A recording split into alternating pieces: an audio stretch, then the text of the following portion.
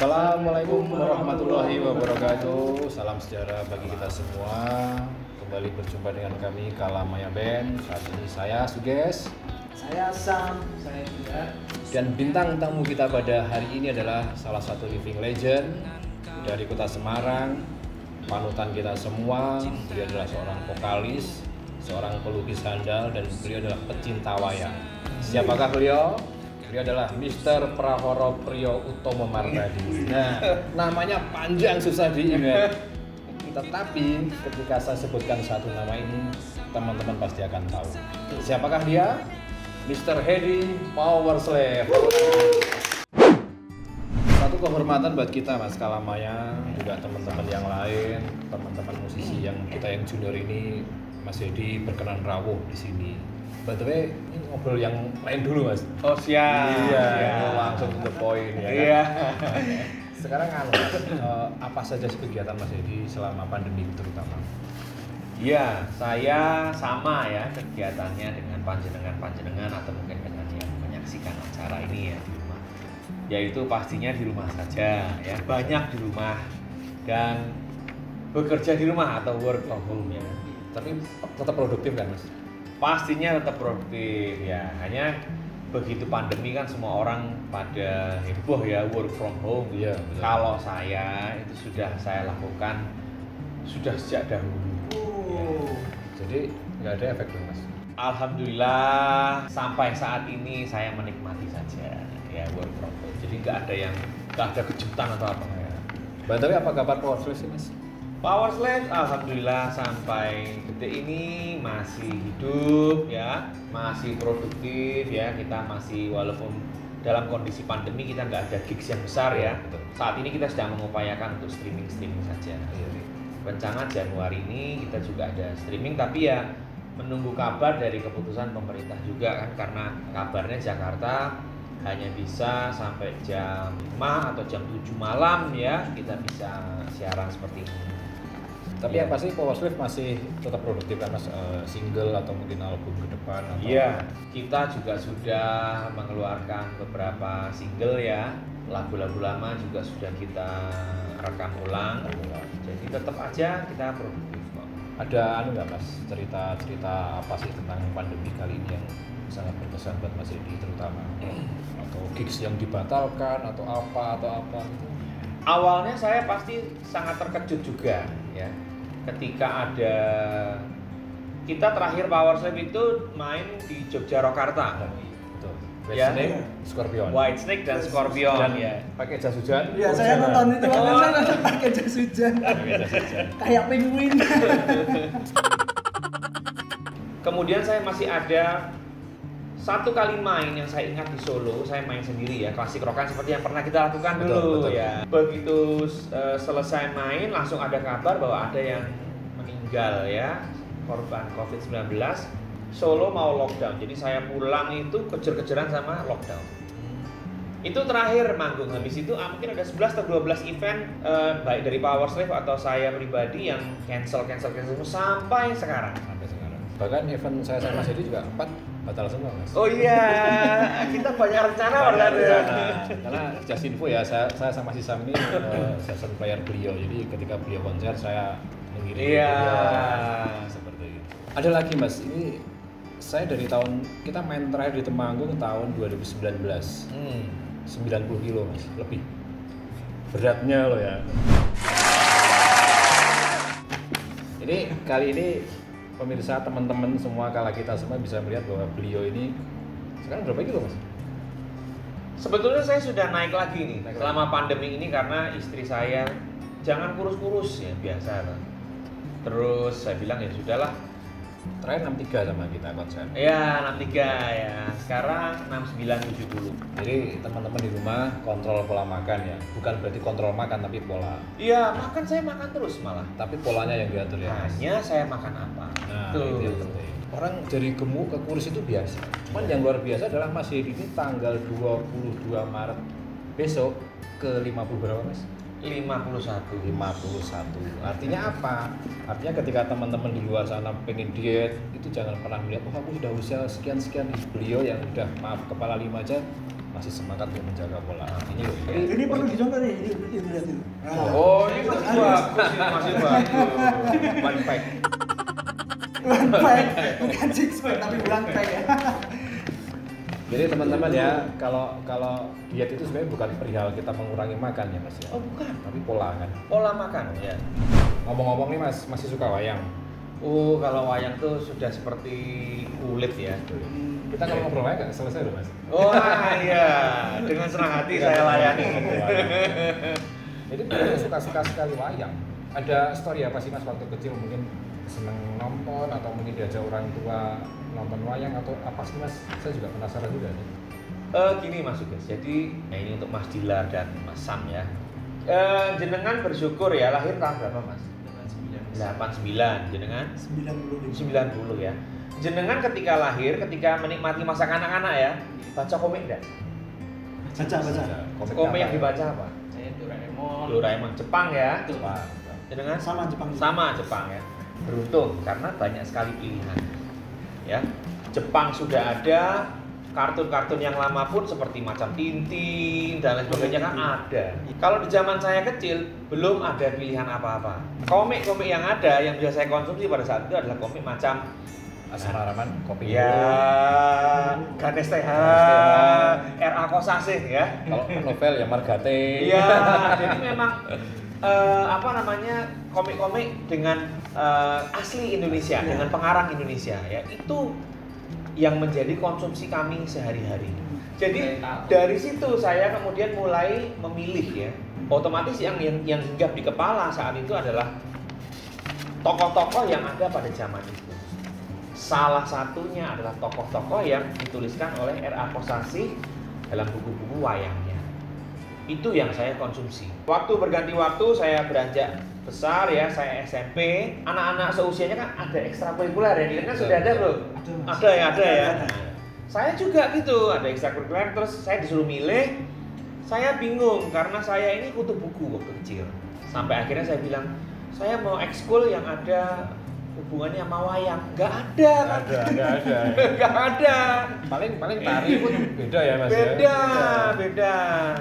Saya bilang, aku mau dong les dalang. Nah, akhirnya ibu saya kasak kusuk ya mami. Terus dapatlah itu pendaftaran sekolah padalangan. Jadi mulai dari kecil itu SMP itu saya sudah tidur itu jam 3 atau jam 4 pagi. Mendengarkan. Bukan hanya mendengarkan, saya praktek dalang. Sekolah dalang. Padahal sekarang susah ya Mas cari wayang. Ya susah karena budayanya anak sudah tidak tertarik itu. Iya, betul. Belum ada yang mengemas tokoh wayang ini sama seperti misalnya Lord of the Ring gitu. Iya. Oh. Jadi karya epik yang klasik gitu, yang kolosal gitu. Itu belum ada. Padahal cerita wayang yang dikemas saat tempo itu ya oleh Sunan Kalijogo untuk kepentingan syiar agama Islam pada saat itu. Nah, itu belum ada yang mengemas. Sampai cerita wayang yang luar biasa ini bisa dinikmati seperti kita ketika menikmati The Lord of the Ring gitu. Iya. Itu tadi kita bicara tentang wayang. Sekarang kita bicara sedikit berbeda tentang apa ya, tren musik Mas. Iya.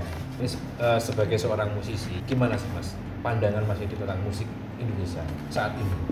Musik itu seperti pakaian. Ada kalanya musik yang digandrungi itu musik-musik kekinian, tanda kutip ya, kekinian seperti apa saya pun nggak tahu sebetulnya. Karena kalau kita boleh jujur sebagai musisi, musik yang dimainkan ya itu aja sih sebetulnya.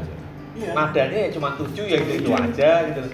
1000 tahun setelah The Beatles mengeluarkan album itu tidak akan ada prediksinya, tidak akan ada musisi yang mengeluarkan produk musik dengan notasi warna musik yang lebih baru daripada The Beatles. Jadi memang semua sudah dilakukan oleh The Beatles. Kita mau lari kemana, mau kemana lagi Ya, buat ke situ kita. lagi. Ya, Ke ke situ situ lagi. Tapi saya tanya Mas, Mas Edi hafal nggak dengan lagu-lagu sekarang? Terakhir mendengarkan lagu baru tahun berapa Mas? Yang masih dikenal? Kalau saya dikatakan hafal atau tidak, saya nggak pernah hafal lagu ya. Wong saya ini bukan musisi sebetulnya. Sekali lagi saya seorang seniman, ya, ilustrator, pelukis iya. Tapi kalau musisi bukan. Saya memainkan alat musik ya nggak bisa. Saya hanya bisa menyanyi dan bisa merasai itu lagu. Kalau taunya Sekedar mendengar, oke. sekedar mendengar, hafalnya nggak pernah hafal, gitu ya. Tapi saya seperti tadi, musik tuh mau kemana sih sebetulnya? Ya ke situ-situ juga. Gitu. Kayak misalnya band Panjenengan ya, Kalamaya. Iya. Saya dengarkan, saya dikirimin lagunya, oke. Mungkin koridornya kekinian ya, liriknya mungkin lirik-lirik sekarang. Tapi tetap kalau saya lihat musiknya, ini mah musik zaman tahun saya, gitu loh. Iya kan? Tetap kembalinya. Tetap ke zaman tahun saya. Kalau Power Slave membuat lagu slow, ya pasti arahnya ya itu Ya, ke juga. situ juga. Slang buat lagu slow ya arahnya ke situ juga gitu loh. Jadi ya kalau saya bilang musik itu general aja, universal, general ya. Itu kalau saya. Oke, jadi buat teman-teman di luar yang tetap mau berkarya, jangan pernah takut dengan genre, jangan Iya. pernah takut dengan warna suara atau apapun lah. Kita seniman ya Berkarir aja lah, berkarir berkarir aja. aja. Ya kan seperti itu. Mas Dedi mau tanya nih, gimana pendapatnya soal electronic music yang saat ini lagi nge-hype gitu? Kalau anak milenial tanyanya gini mas, Perkara itu equipment pastinya akan berkembang. dan itu mengikuti zaman. Iya, perkembangan zaman ya, teknologi dan sebagainya. Tapi soundnya kan kalau dilihat, didengarkan ya itu aja keluarnya. Misalnya sekarang dulu zaman saya tuh ada musik namanya musik industrial. Iya. Disting gitu ada. Agak Ada aneh kayak- pertamanya ya. Suara apa? Sebetulnya bunyi-bunyian itu sudah ada sejak manusia diciptakan gitu loh. Betul. Bunyi apa sih yang kita belum ada? Ada Sudah ada kok. Hanya kemasannya ya mas ya. Itu cuma masalah kemasan, Kemasan. equipment itu kan. Jadi yang namanya musik itu tidak akan pernah berubah. Globally the same. Itu sama. Ya setuju saya setuju. Ya, jadi ikuti aja perkembangannya. Ada apa istilahmu tadi? Electronic music. Electronic music yang lagi nge-hype ya apa tuh mas? Kekinian gitu. Apa namanya? Tren. Lagi tren. Ya, lagi tren ya. Ikuti aja. Seperti dulu kita nggak pernah ada kayak begini ya, wawancara Ya. tuh ya langsung gitu. Ya. Nggak pernah bisa disiarkan di YouTube. Sekarang eranya YouTube ya ikuti aja. Ikuti aja. Tapi perihal wawancaranya kan tetap sama toh ini. Sama. Hanya kemasannya. Nah, iya. Kemasannya berarti. Itu yang saya maksud, kemasannya aja. Oke. Tapi gini loh mas, saya heran ya. Saya heran dan saya kagum. Ini Power Slave ya. Ini agak kembali ke Power Slave. Iya. Power Slave ini buat saya yang everlasting song. Buat saya karena hampir setiap gig saya sama Mas Hedi itu pasti hitsnya 4-5 lagu yang selalu itu. Bahkan ketika saya kemarin main di datang di beberapa kafe, beberapa gigs juga tetap ada lagu Power Slave. Iya. Itu Mas Hedi bisa memberikan tips and trick bagaimana sih meng-create sebuah lagu, sebuah lirik. Dibagi Mas. Saya bicara sebagai kitohnya seorang manusia dulu ya. Ya, siap. Tahu kita enggak? Nanti Kita. dibaca di bawahnya. Besar. Ini ada. Nanti Ada ada. nomor telepon saya deh. Nomor rekening juga ada. Wah, iya. Oke.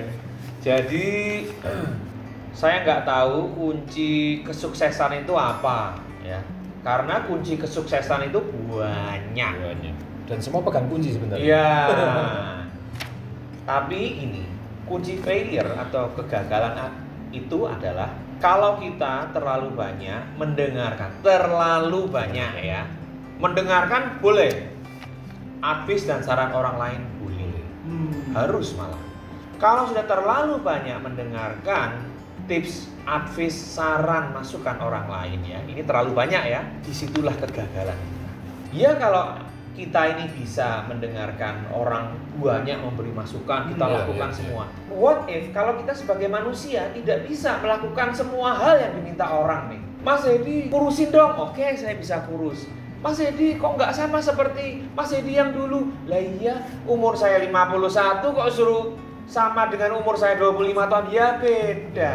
Berarti saya nggak bisa terlalu banyak juga mendengarkan celotehan orang banyak, toh celotehan netizen atau apa sekarang ya namanya. Dan netizen malah benar loh Mas sekarang. Nah, lupa bahwa kitohnya manusia itu adalah mahakaryanya Gusti Pangeran. Kang Akaryo Jagat. Jadi mahakaryanya Gusti Allah yang menciptakan manusia. Jadi harusnya manusia itu menjadi Gusti Allah cilik, Gusti Allah kecil. Untuk dirinya. Untuk dirinya sendiri.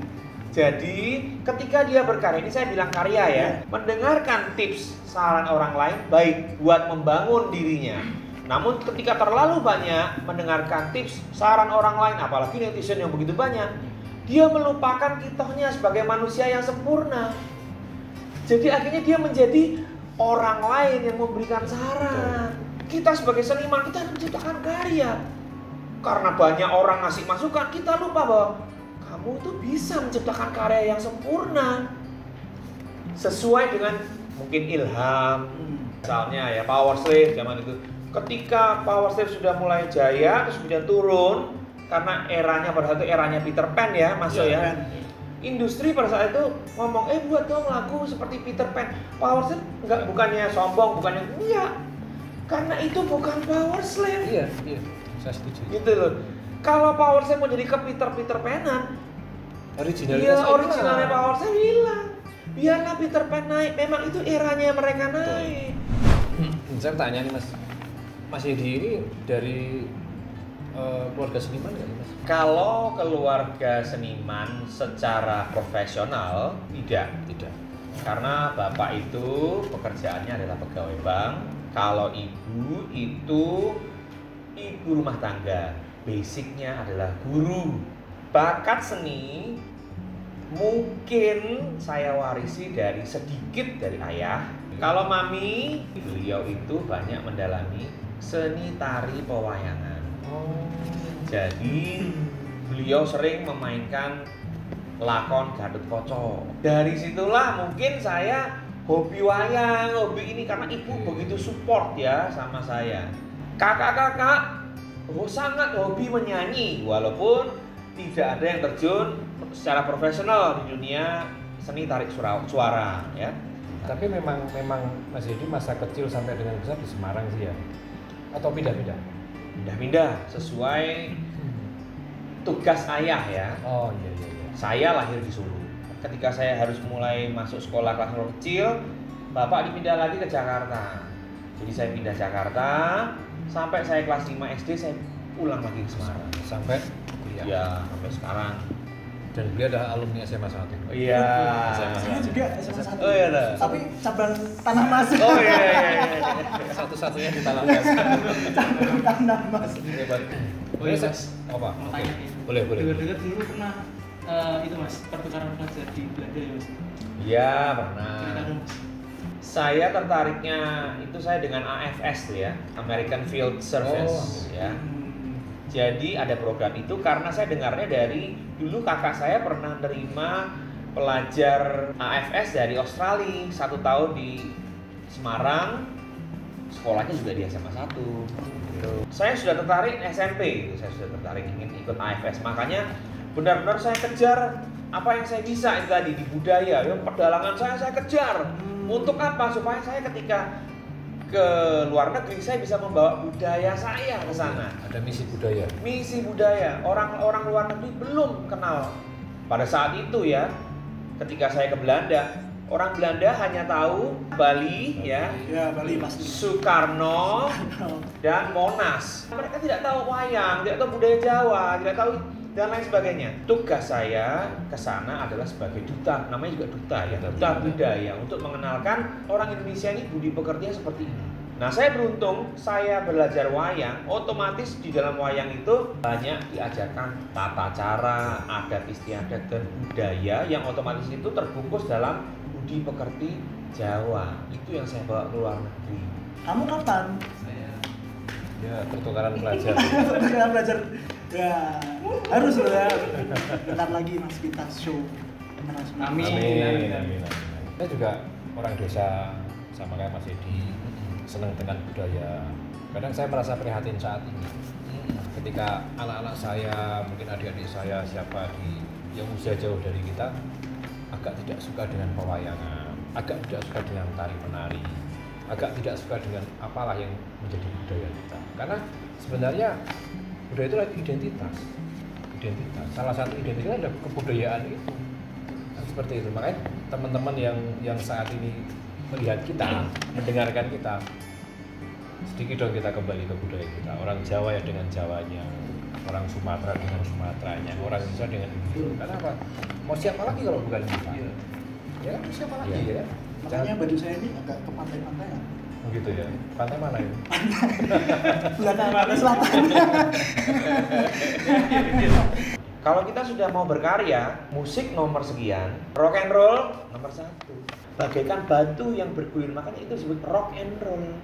Oh kasih di antara kita yang ku cinta.